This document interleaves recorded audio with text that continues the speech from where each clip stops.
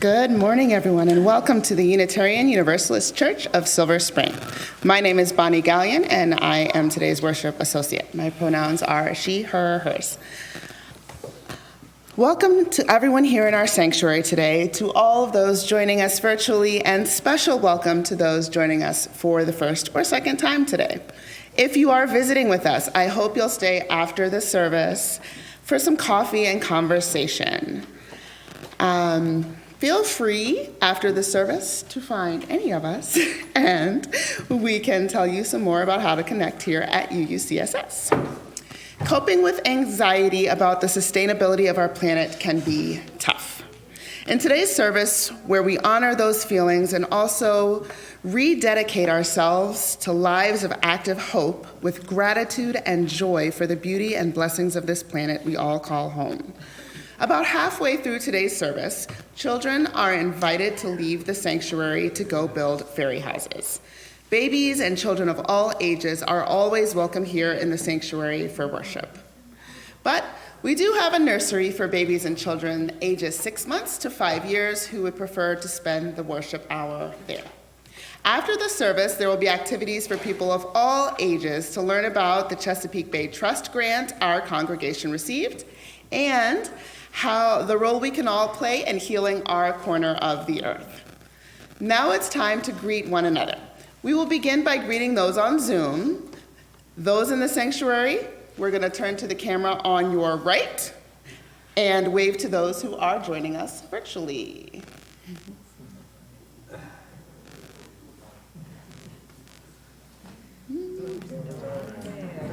They're coming.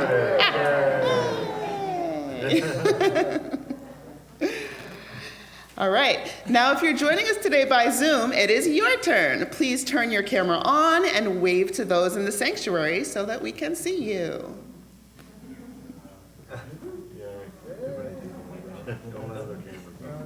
Okay.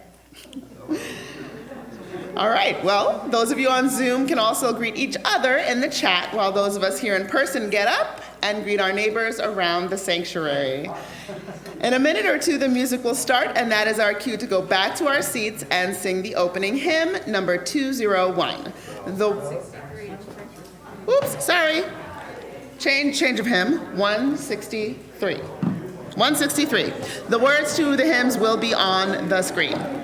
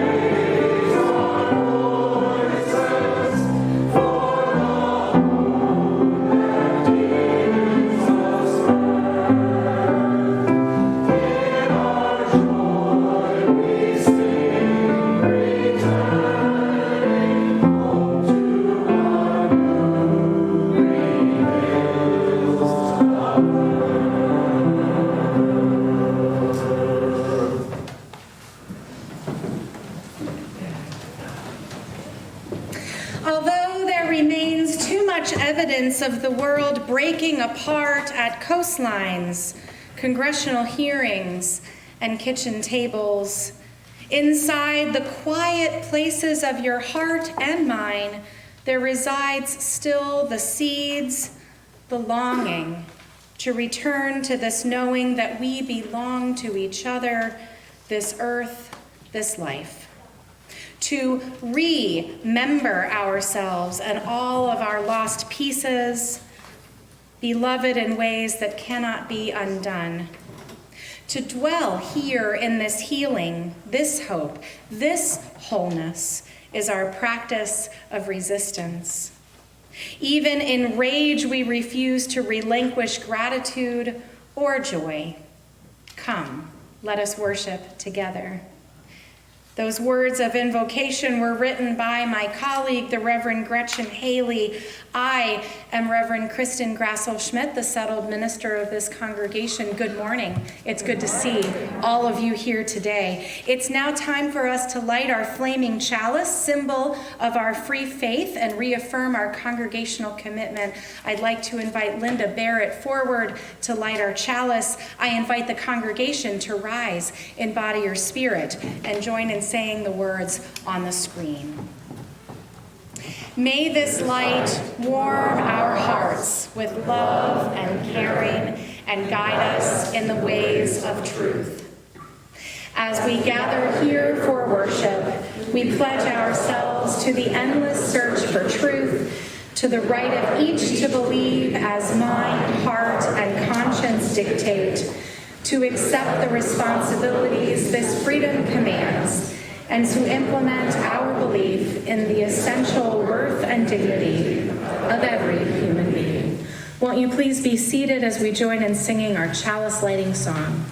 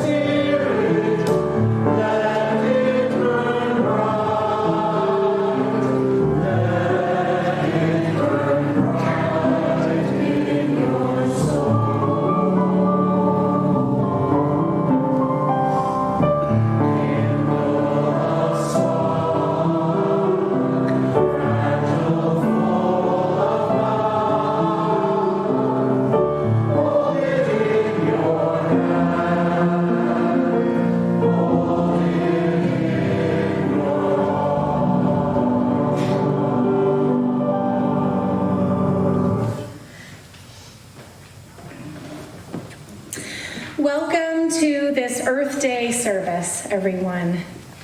Linda Barrett, Maureen Malloy reached out to me months ago to talk about doing a service for Earth Day and how we could incorporate the Chesapeake Bay Trust grant that UUCSS received to help fund a pollinator garden on church grounds. If you walked up the stairs, you've seen where some of the digging has already happened.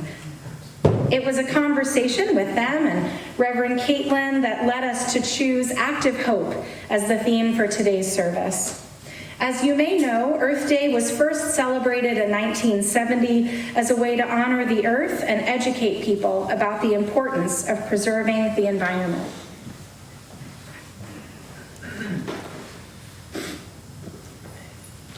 A lot has changed since then. The problems caused by climate change have intensified and begun to impact more and more people around the world. As the global population has grown, so too has the impact of humanity's consumption in the air, on the land, and in the water. Our environmental movement has grown, too, here in this country and around the world. Since that first Earth Day, the Environmental Protection Agency was created, the Clean Air Act and Clean Water Act were passed, and awareness has grown about climate change and the ways human activity contributes to it.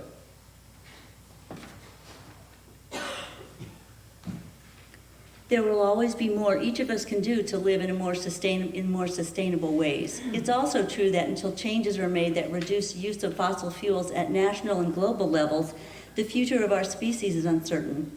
Given the lack of political will to make changes at that level, it's easy to feel anger, fear, and even hopelessness.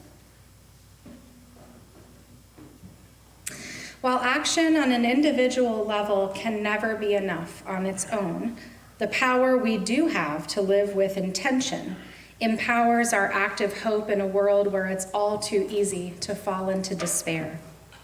Václav Havel, the last president of Czechoslovakia, once said that hope is not the conviction that something will turn out well, but the certainty that something is worth doing, no matter how it turns out.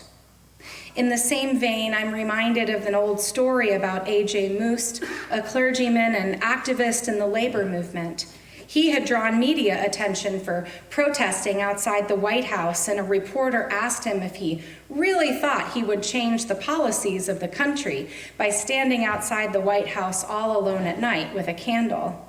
His reply, "Oh, I don't do this to change the country. I do this so the country won't change me."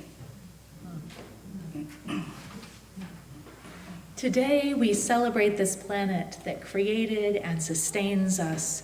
We honor the spectrum of emotions this holiday brings, and we rededicate ourselves to resisting despair by living lives of active hope.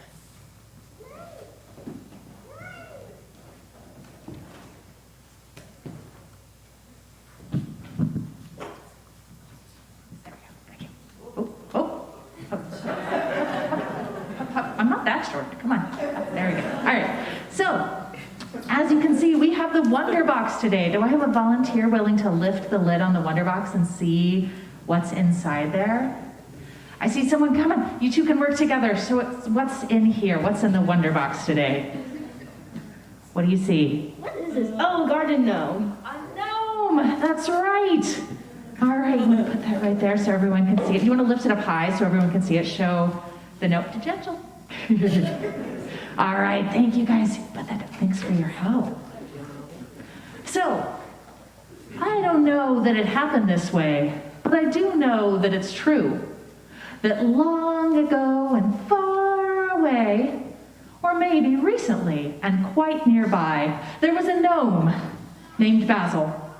Basil was a gentle, peaceful gnome, a gnome of forest and meadow. He lived alone in a beautiful old oak tree and loved his life of tending flowers and chatting with squirrels, babysitting baby bluebirds and herding snails. It was a good life, a quiet life. Then one day, you knew this was coming, right? Everything changed. He was out on his doorstep whittling a new teacup from an acorn when up came his cousin Ripple, pushing a giant wheelbarrow, well, a gnome-sized wheelbarrow, but giant compared to Ripple, full of his favorite pottery pieces. Ripple was an accomplished clay sculptor, followed by more of Basil's relatives and their animal friends, all of them looking tired and sad and scared. All of them carrying whatever belongings they could. "Oh no!" cried Basil. "What has happened?" And he ran to hug his cousin Ripple, and Ripple sobbed into Basil's soft beard. "Oh, cousin, our home's all gone." Giant yellow machines came and they dug up the soil and they knocked down our trees, and it was all we could do to grab our things and run. Now Basil, of course, told all of the gnomes they were welcome to stay with him in his oak home, and he worked to find homes in the forest and meadow for their animal friends as well. It was a bit crowded, but what can you do, right? What can you do? And he kept an eye on the land where his cousins had been living, watching from afar on the back of a helpful terrapin. A terrapin is a turtle that goes in water and the land. So anyway, on the back of a helpful terrapin, as piles of dirt and holes became basements and walls, driveways and houses. He was worried and sad, but also curious.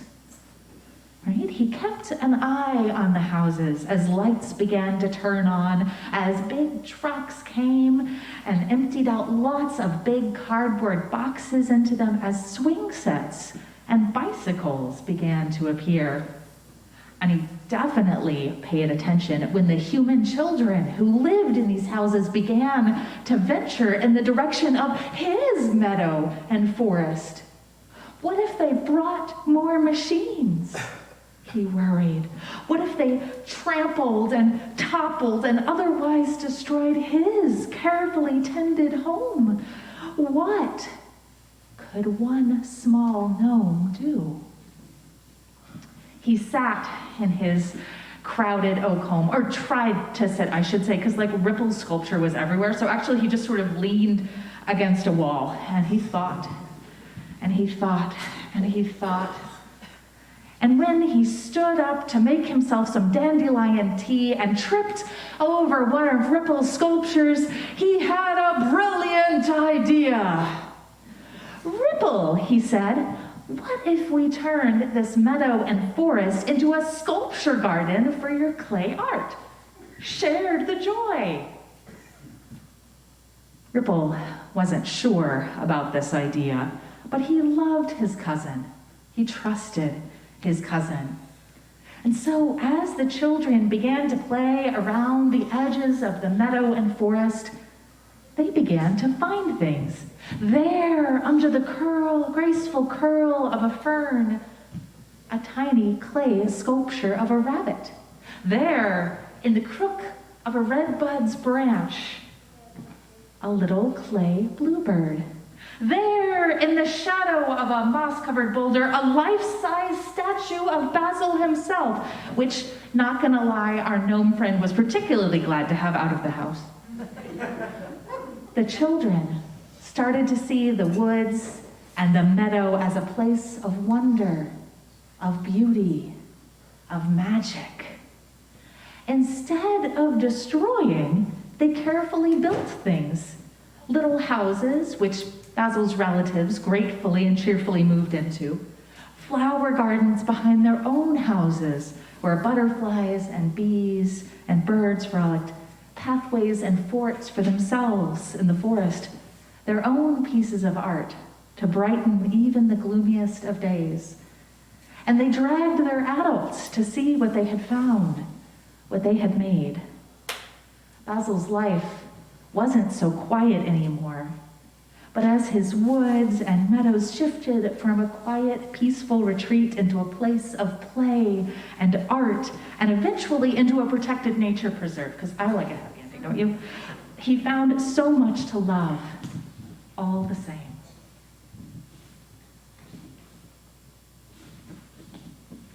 So, in the spirit of Basil and Ripple, and to share the joy and practice hope together in this space today, I'm going to invite you to make your own clay sculptures, to mold whatever for you is a symbol of hope. So can I have some volunteers, some kids that help me pass things out? I have here.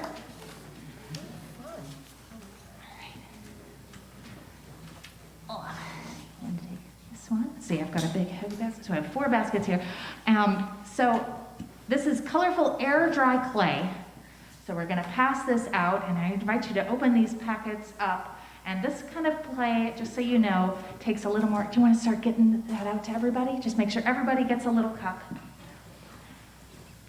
So this clay requires a little more work than some things. You have to work the bubbles out of it before you can start to make it into the shape.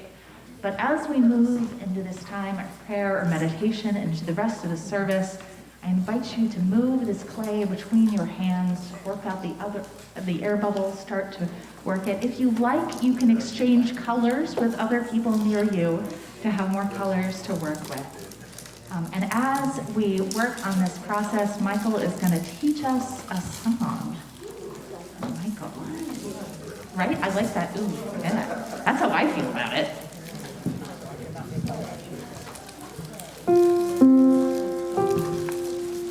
So this is a song that was written by members of Libana, which is an a cappella ensemble from a little bit up north, I believe. And we'll sing it 5 times during the service. And each time we do it, we'll just repeat it once after that. I'll have the choir and I lead it first, and then you can join the second time. So it goes like this. Yeah. We are the kiss between the earth and heaven. We are the strong between the sky and ground. Sing for your life and for the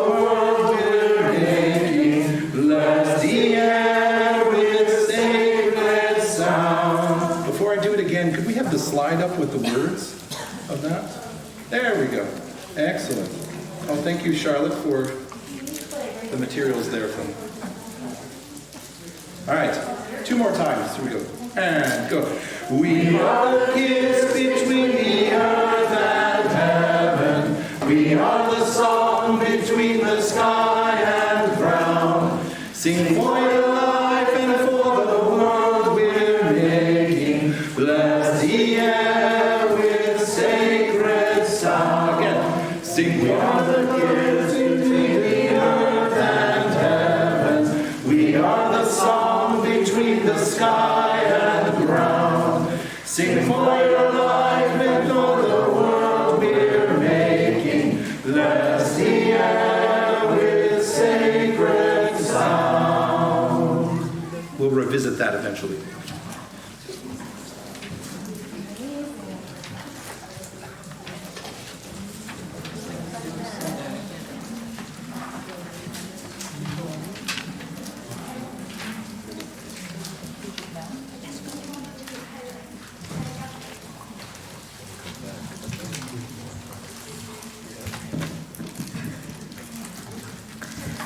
All right, it's now time for us to move into the time for joys and sorrows.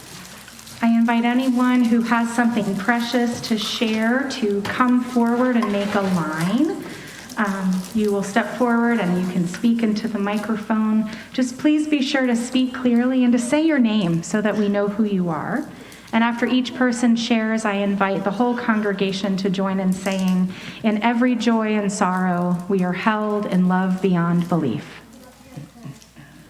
There's a lot of grief in this room. I invite us to take a deep breath.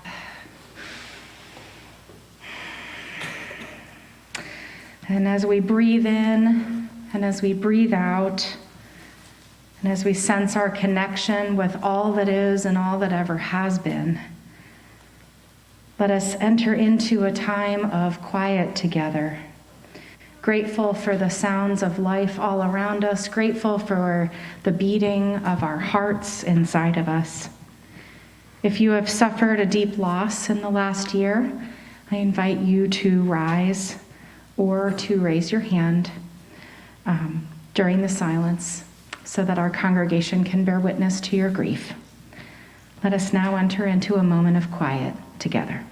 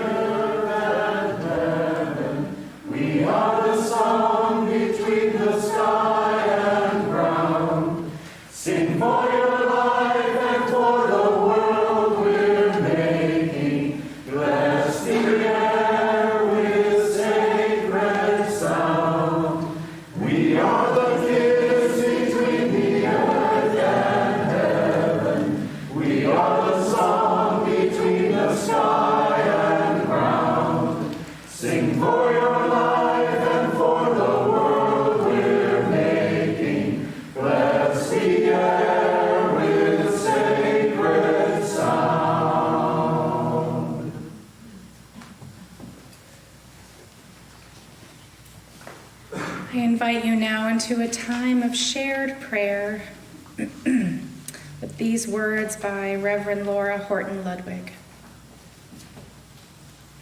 Spirit of life, Spirit of earth, Spirit of all that breathes and all that is, we love you. We love this planet and its people and its beings. We love this interdependent web of all existence, of which we are a part.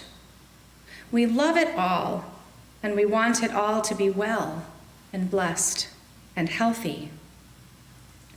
But we are human, and as a people, our hearts are still small. So often our love and our sincere desire for the well-being of all is not yet enough to restrain our collective desire for more for ourselves. More money, more power, more things.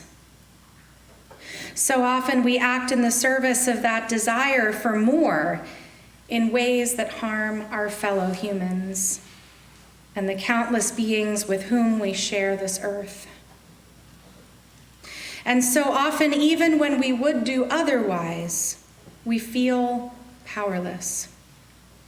The problems are so big, the scale so enormous. What can one person or one small group really do? But today, let our prayer be for hope and commitment to stay in the struggle, to do what is right as best we can each day, and to love you, Spirit of earth and ocean, stars and rocks, beings of every kind, not least our human neighbors. To love this glorious whole as we love ourselves, for we are you, and you are us. Blessed be. Amen. It is now time for our children and anyone who wishes to go with them and build a fairy house to go with Reverend Caitlin and with Sarah as we sing our children's recessional song.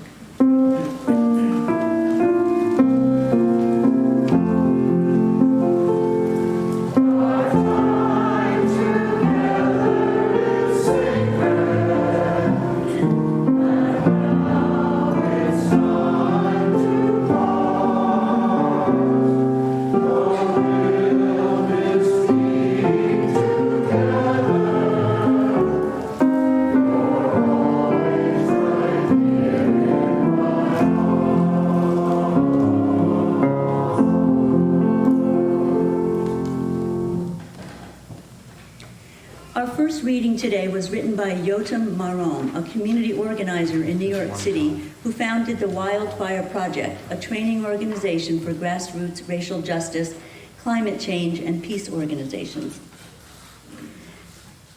I'm part of a generation that feels constantly, and even in the most mundane moments, that the world is ending. But while there are some things about this moment that feel unique, I remind myself that the experience of the world ending is not new. Whether due to a prophecy of a very real looming threat, many of our ancestors also likely felt that the world was ending. It's true that this notion of historic solidarity might not be encouraging, but maybe it can shed some light on a question that would serve us well to answer. What do people do when their worlds are ending? Viktor Frankl, a psychotherapist and author of Man's Search for Meaning, draws on his own experience in a concentration camp. Frankl writes, "There is nothing in the world, I venture to say, that would so effectively help one to survive even the worst conditions as the knowledge that there is a meaning in one's life. Everything can be taken from a man but one thing, the last of the human freedoms, to choose one's attitude in any given set of circumstances, to choose one's own way." Despair is a reasonable reaction to the world we live in. I feel it every day as I watch my 5-year-old daughter fall in love with parts of this world that will disappear in her lifetime. As I read the never-ending onslaught of news articles on everything from rising white nationalism to melting glaciers, it takes enormous effort to break through it. As we look out on the political landscape before us, we have every right to assess it as bleak. There are undoubtedly major social upheavals before us. The deep crises we are in the midst of will bring not only pain and suffering, but also incredible opportunities for change. Rather than pretend we know how it all ends, we should do the things we know have worked before. Nurture and join powerful social movements, and build institutions that provide masses of people with a vehicle for belonging, meaning, and long-term struggle. This requires good strategy, healthy groups to wield it, and a movement with a culture open and creative and compelling enough to win over the enormous numbers of people necessary for real transformation. And it requires humility about what's possible, about ourselves, about each other. Wherever human beings are, we at least have a chance, James Baldwin reminds us, because we're not only disasters, we're also miracles. So what do we do when the world is ending? The same things that so many of the giants on whose shoulders we stand did when their worlds were ending. We choose to face our despair, choose to take action, choose to build movements. We do it because we don't know how it ends, because there are possibilities out there we simply can't see from here. We do it because every person organized, and every campaign won, and fraction of a degree of global warming prevented will save lives. Because movements that believe are far more powerful than movements that don't. We do it because it is how we get to truly live. Here ends the first reading. And now I will blow my nose. If I can find a tissue.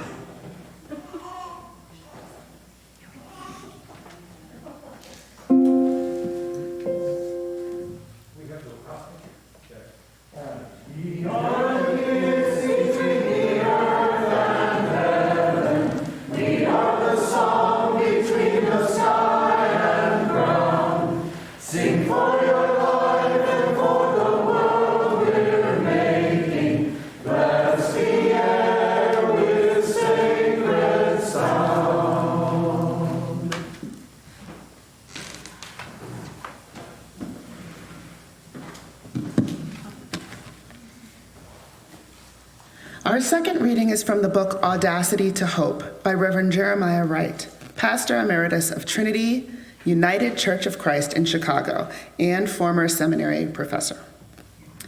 Several years ago in Richmond, I heard the preaching and teaching of Reverend Frederick Sampson.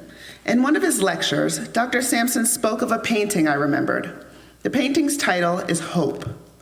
It shows a woman sitting on top of the world, playing a harp. What more enviable position could one ever hope to achieve than being on top of the world with everyone dancing to your music?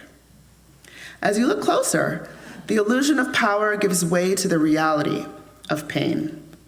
The world on which this woman sits, our world, is torn by war, destroyed by hate, decimated by despair, and devastated by distrust. The world on which she sits seems on the brink of destruction. Famine ravages millions of inhabitants in one hemisphere, while feasting and gluttony are enjoyed by inhabitants of the other. You and I think being on top of the world as being in heaven. When you look at the woman in Watts' painting, you discover this woman is in hell. She's wearing rags. Scars and cuts are visible on her face, her arms, and her legs. A closer look reveals all the harp strings but one are broken or ripped out. Even the instrument has been damaged by what she's been through. And she is the classic example of quiet despair. Yet the artist dares to entitle the painting, Hope. Dr. Sampson said he wanted to quarrel with the artist for having the gall to name that painting Hope, when all he could see in the picture was desperation. But above her head, he found some small notes of music moving joyfully and playfully towards heaven. Then he began to understand why the artist titled the painting Hope. In spite of being in a world torn by war, in spite of being on a world where apathy fed the fires of racism and hatred, with her clothes in rags, her body scarred and bruised and bleeding, her harp all but destroyed, and with only one string left, she had the audacity to make music. The real lesson is how to hope when despair is most evident. To take the one string you have left and to have the audacity to hope. Make music and praise the world to make music and praise the world on, and with whatever it is you've got left. Here ends the second reading.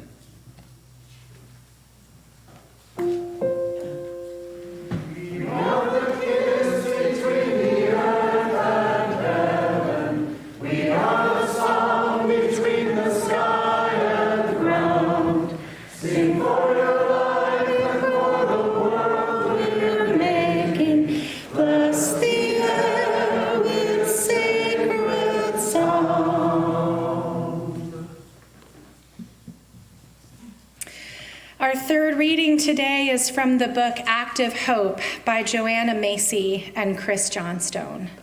Joanna Macy is an author, a teacher, and respected voice in movements for peace, justice, and ecology. Chris Johnstone brings his background in medicine, psychology, and coaching to his work as a trainer for resilience and well-being. This is what they write. Active hope is not wishful thinking. Active hope is not waiting to be rescued by a savior. Active hope is waking up to the beauty of life on whose behalf we can act. We belong to this world.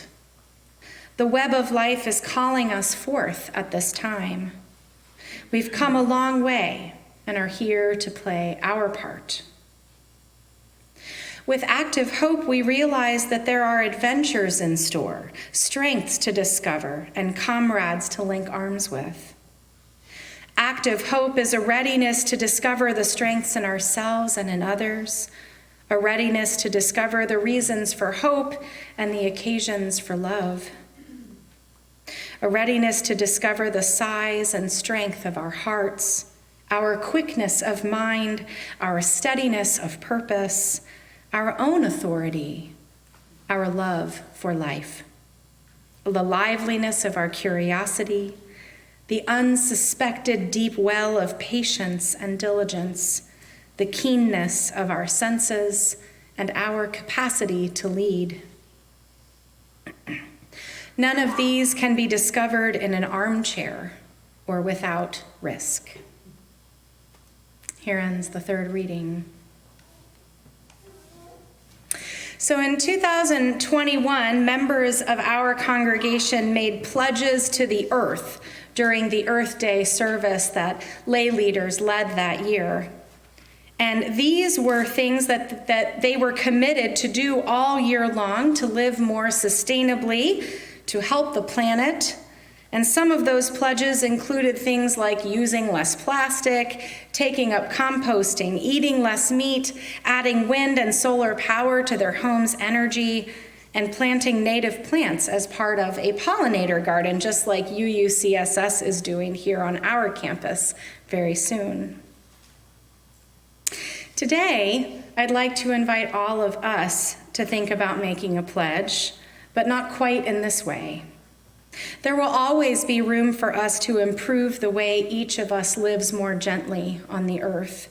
And there will always be more work for us to do to bring about the larger national and international changes that need to happen. And in order to sustain both of those things, the personal choices and the movement building, each of us will need a deep reservoir of active hope. What I'd like to invite you to do today is to consider a pledge to yourself, a pledge to do whatever it is that will help you nurture and grow your own active hope. What can you commit to do to yourself, for yourself, in the year ahead to nurture your hope, your joy, What can you pledge to do for you so that changes you make in the way that you live your life and the places that you show up for justice come not out of anxiety or despair or burnout, but from gratitude and abundance and joy, because that's what it's going to take. As we sing the chant we've sung through this service one final time, I invite you to make any finishing touches on your clay symbol of hope. Your clay will dry on its own just out in the air if you leave it alone long enough. And I invite you to take it home and place it somewhere that you'll see each day as a reminder of your pledge to nurture your own hope and joy this year as a crucial part of our work to heal the world. Happy Earth Day, my friends. We are the kiss between the earth and heaven. We are the song between the sky and ground. Sing for your life and for the world we're making. Bless the air with sacred sound. Here at UUCSS, we give and receive an offering because it offers us the chance every week to practice generosity. So much in our society is geared towards the pursuit of profit or transactional relationships where we pay a fee for a given service. This congregation is one place where we come to remember that our relationships go so much deeper than any transaction. This is a community rooted in the faith claim that we are worth so much more. We are worth so much more than we could ever produce, that this planet gives us so much, and that it's good to share the abundance we receive from the earth. As you can see on the screen, there are many ways to give your gift to UUCSS. If you are here in person, you can also place your offering in one of the offering plates as it's passed around during the music that will begin in just a moment. The offering will now be given and received with gratitude.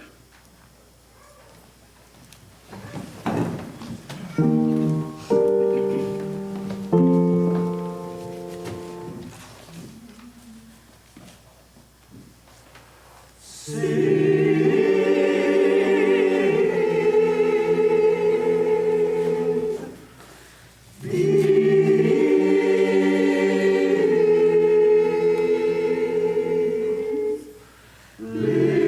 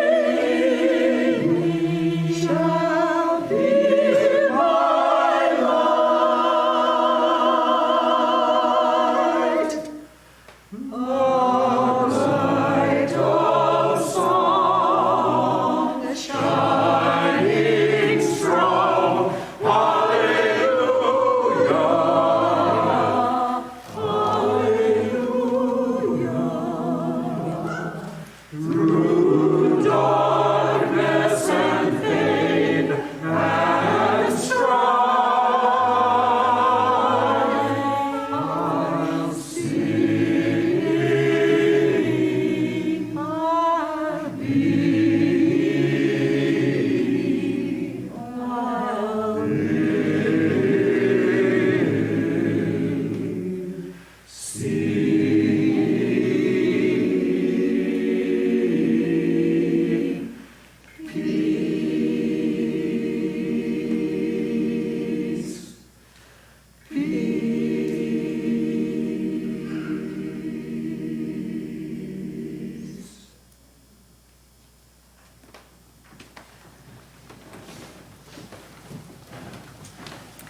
And now I'd like to invite Jamie Jorgensen forward to give our announcements.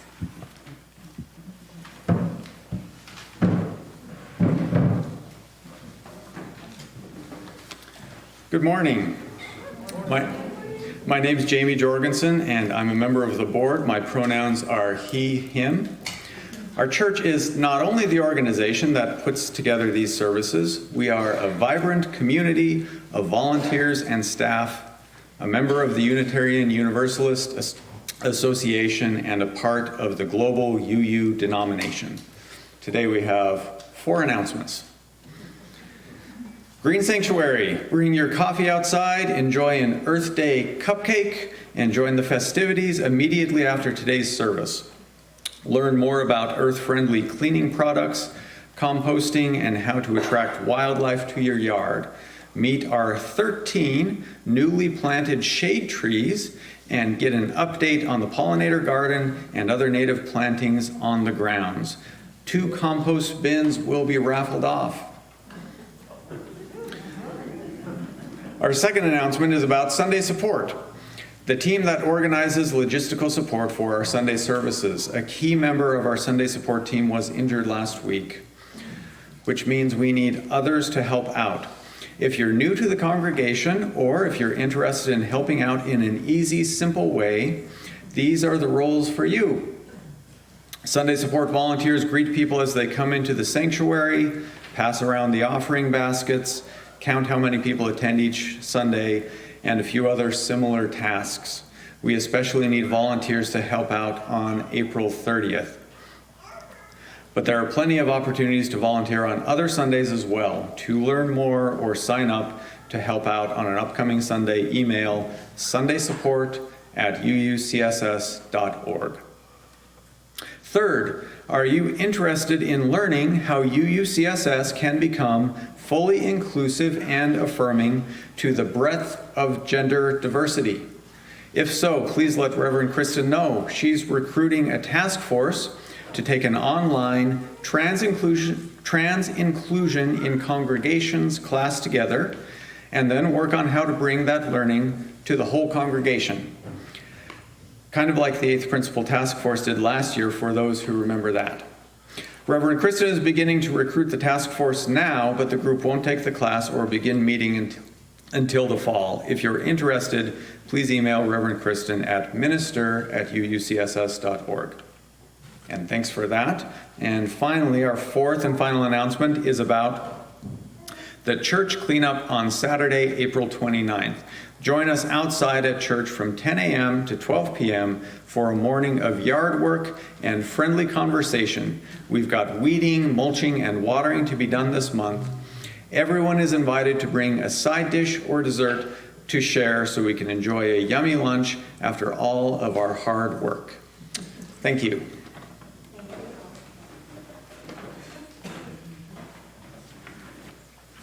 Won't you please join me in the words of our chalice extinguishing?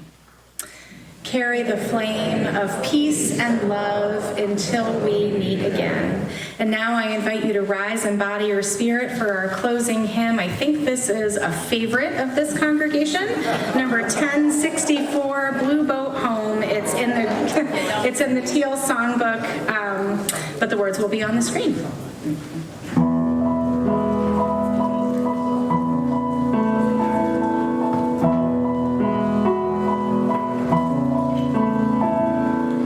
Low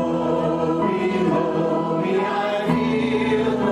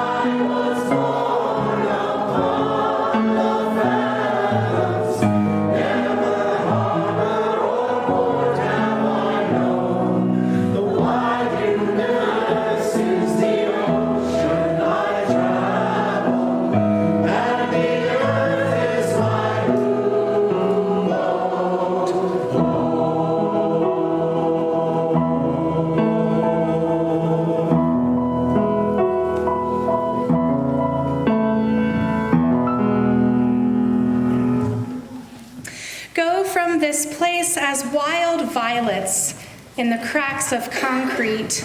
When all seems paved over, may we sprout forth hope. When all seems desolate, may we bloom forth ways of life. Our worship now has ended, and our service begins.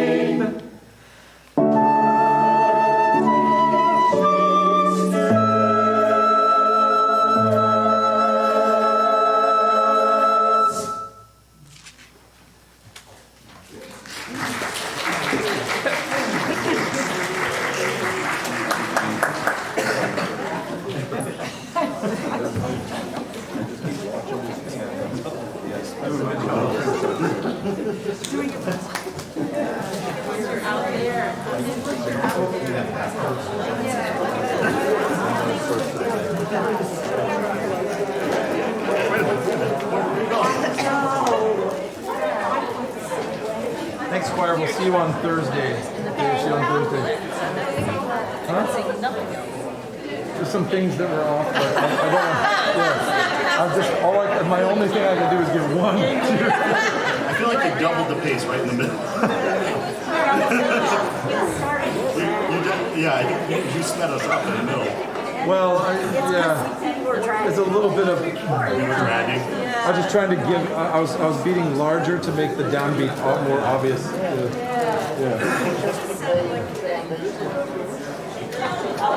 It's a tricky thing. It's tricky.